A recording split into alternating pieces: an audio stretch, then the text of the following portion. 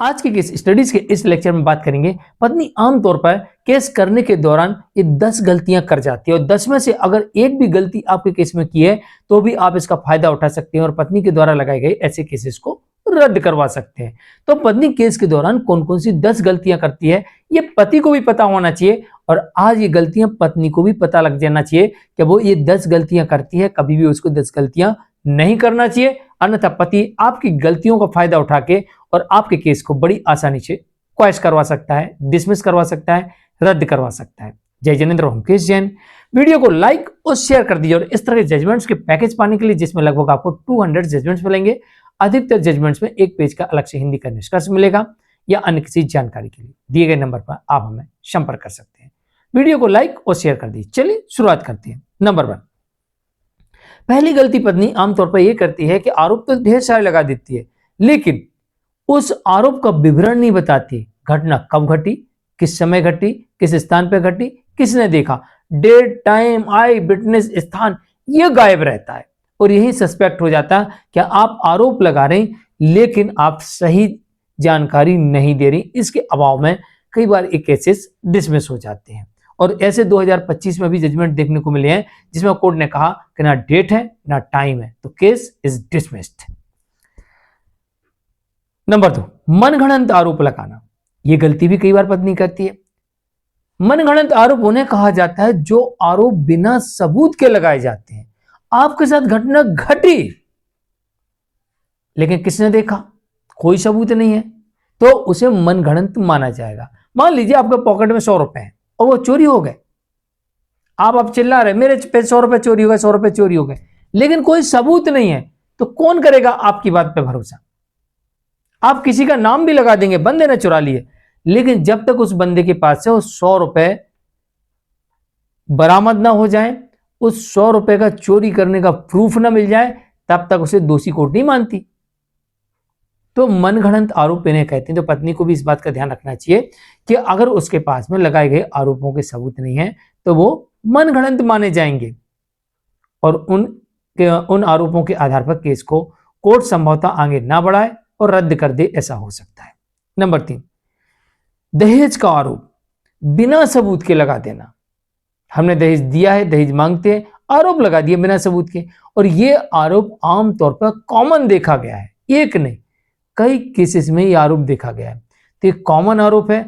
अगर आप ये कॉमन आरोप लगा रहे हैं तो आप अपने लिए ही बड़ी समस्या उत्पन्न कर रहे हैं। नंबर 4, घर से धक्के देकर निकाल देना। आरोप लगा दिया आपने, घर से धक्के देकर निकाला, लेकिन इसका कोई आई विटनेस नहीं है, कोई वीडियो नहीं है, कोई सबूत नहीं है और आपने केस के दौरान एक भी बार पुलिस को फोर्स नहीं किया, उच्च अधिकारी को पत्र नहीं लिखा कि साहब वहां पर मेरे को धक्के देकर निकाला था, वहां इन्वेस्टिगेशन करा ली जाए और वहां के आस पड़ोस के लोगों से गवाही ले ली जाए, आस पड़ोस में सीसीटीवी लगा हो तो उसकी या किसी ने वीडियो रिकॉर्ड किया हो तो उनसे रिकॉर्डिंग ले ली जाए, वहां इन्वेस्टिगेशन के लिए भेजा जाए। एक भी बार आपने प्रयास नहीं किया, ये आपका सबसे बड़ा फेलियर है और इस आधार पर आपका केस डिसमिस हो सकता है।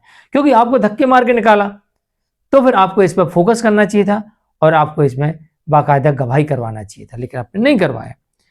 नंबर 5, जान बचाकर भागने का आरोप। मैं वहां से जान बचाकर भागी, मैं वहां रहती तो मेरी हत्या हो जाती। तो भैया आप जान बचा के भागी, तब तो आपको सबूत बताना पड़ेगा कि भाई आप अपनी जान बचा के भागी हैं। तो भाई भागी हैं तो कैसे भागी, कौन आपकी जान ले रहा था, आरोप गंभीर है। इस आरोप पे तो जिसने आपकी जान लेने का प्रयास किया वो जेल में जाएगा और लंबी चौड़ी सजा होगी। तो फिर आपको तो इस पर फोकस करना चाहिए और सबूत देना चाहिए, और नहीं साबित कर पाए तो आरोप आपके विरुद्ध चला जाएगा, आपके ऊपर लग जाएगा धब्बा कि भाई आप झूठ बोल रही हैं, उसे परेशान कर रही हैं, उसका उत्पीड़न कर रही हैं, आप प्रताड़ित कर रही हैं, तो आपको इसका सबूत देना पड़ेगा। नंबर 6, हमले का आरोप। अब आपने हमले का आरोप तो लगा दिया, कोई आई विटनेस नहीं, कोई चोट नहीं, कोई मेडिकल रिपोर्ट नहीं, कोई एफआईआर केस नहीं, कोई एफआईआर नहीं उस समय की, कोई पुलिस इन्वेस्टिगेशन रिपोर्ट नहीं, कुछ नहीं, बस मुझ पर हमला हुआ था। ये आरोप भी आपको बुरी तरीके से फंसा सकता है, ये आप गलती कभी नहीं करना चाहिए। नंबर 7, दहेज केस के साथ साथ साथ रहने का आरोप। दहेज का केस कर दिया और उसमें भर भर के आरोप लगा दिया है कि मेरी हत्या तक ये लोग करने वाले थे, गंभीर से गंभीर आरोप लगा दिए और फिर कहती है नहीं हमें तो साथ रहना, हमें तो साथ रहना। अरे भाई ये कैसे साथ रहना, एक तरफ मैं जान बचा के भागी, मेरी हत्या कर देते और उसी हत्यारे के साथ जाके आपको रहना है। जाओगे वो तो हत्या कर देगा ना, आप बोले ना मैं जान बचा के भागी।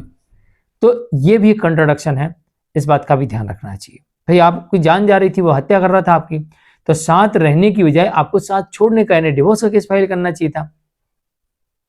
इस बात पे भी फोकस करना चाहिए, गलती भी ना करें। नंबर 9, सामान्य आरोप।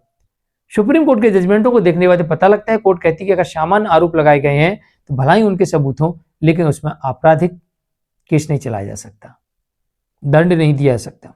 नंबर 10, केस करने के बाद लापरवाही। कई बार ऐसे देखा गया, आपने केस तो कर दिया, कंप्लेंट लिखवा दी, अब इसके बाद घोर लापरवाही, केस में जाना नहीं, देखना नहीं, समझना नहीं, बयान नहीं देना, कोर्ट में गवाही देने नहीं जाना, गवाहों को नहीं बुलवाना, घोर लापरवाही, ये भी आपके केस खराब करती है और इसी बात का पति फायदा उठा लेता है। जानकारी किसी लिए कमेंट में जरूर लिखिए, वीडियो को लाइक शेयर कर दीजिए और अगर आप ये गलती कर रहे हैं तो अपनी गलती सुधार लीजिए और अगर पति को पत्नी गलतियां पता लगती हैं तो पति इसका फायदा उठा सकता है। नमस्कार।